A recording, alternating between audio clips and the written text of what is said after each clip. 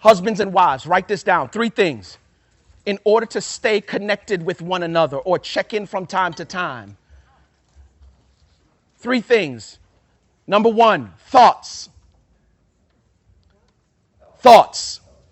Number 2, feelings. Number 2, feelings. Number 1, thoughts. Number 2, feelings. Number 3, desires. Desires. From time to time, I'll sit and check in with Faith. Boo, where are you? What are you thinking? What are you feeling? And what do you want to do about what you're thinking and feeling? Husbands, let me help y'all out real quick. We are solution-minded. And you got to be in tune. And this is the reason why Preach will show you later on why you have to remain in a state of awareness. Because some of us just doing what we're doing in terms of being solution-minded when you're talking to your spouse all the time. And like for real, you killing them. My wife come to me about something in the beginning, right? I would just be like, you know what you need to do. And she would come back again. You know what you need to do. And I would watch her disposition when I would say, you know what you need to do. And it was always like, what you don't realize is that she's trying to connect with you emotionally. 99 that's probably going too far, but 95% of the time, they already know what they want to do. They are connecting with you because they're trying to work it out in their brain, or they just want to share with you what it is that they're doing. And I picked up on the bids. You got to pick up on the bids. Every time that she would, I'm like, oh, okay. All right. So she don't want me the solution then, right? And I was reading a book one time, and it was on some entrepreneurial type stuff. And it was talking about thoughts and feelings and desires as it relates to how you should plan your stuff out, what your finances should be before you jump both feet into it. And God said to me, you need to ask your wife those same questions when she comes to. This is the reason why you have to stay connected. Oh, come on. This is the reason why you need to be connected with God.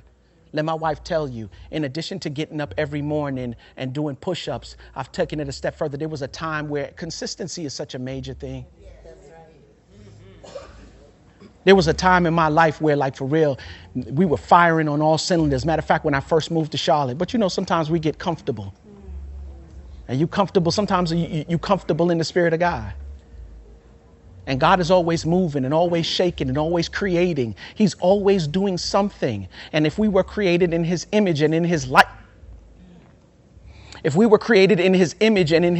then we too need to be creators and always moving and shaking. But you don't like work. You like comfort zone. I'm a hip hop head. Now I said I never sleep because sleep is the cousin of death. And some of y'all sleeping right now. You're going to leave here and you're going to go home and you're going to call me up 2 years from now and say, Quest, I got it. 2 years later. But you got it because you're living in your flesh right now. Instead of learning how to, oh, come on, somebody. And so with faith now, when I'm doing just, oh, man. All right, let me move to this next piece. So that's me and her right there. Oh, sorry. Thoughts, feelings, desires. When I ask her that, she doesn't feel like I'm jumping into solution mode, and now she feels like I'm connecting with her. Right?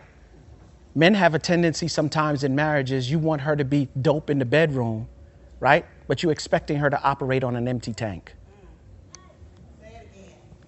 Let me say this to you. Let me say this to you.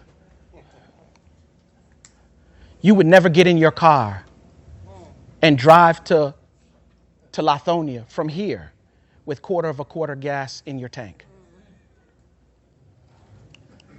Elder, you're going to be on the side of the road somewhere. It's funny, though, because that's what we expect our spouses to do. You want so much, but you're not filling the tank, and your needs are interdependent upon one another. So when I come over here now and I tell you, you got to connect with her heart in order to get to the happy place. Amen. I don't know. I just want to know, is this thing on? You feel me? Like for real. This will only work for so much without, you know what I'm saying, connecting here. But ladies, I need you to understand something as well. You cannot expect there's so much that we face on a day to day as men because we're wired differently and we think differently.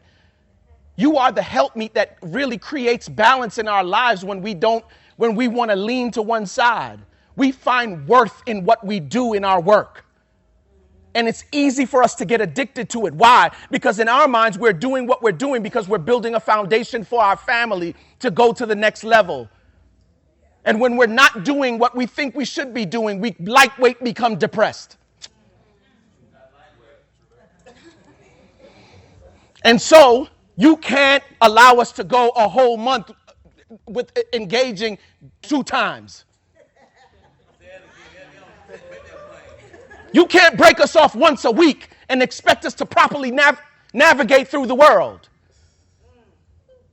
For you guys, you are emotionally full, and then sex takes place and it's fulfilling. We use sex for so many different things to release stress,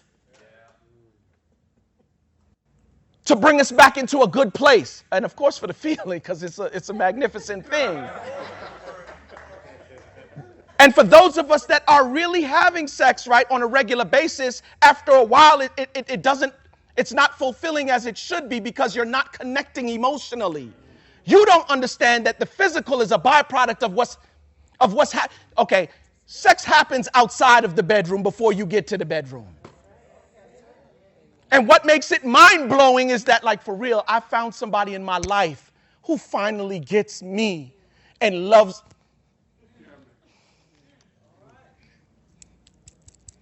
me for me, talks to me the way I want to be talked to.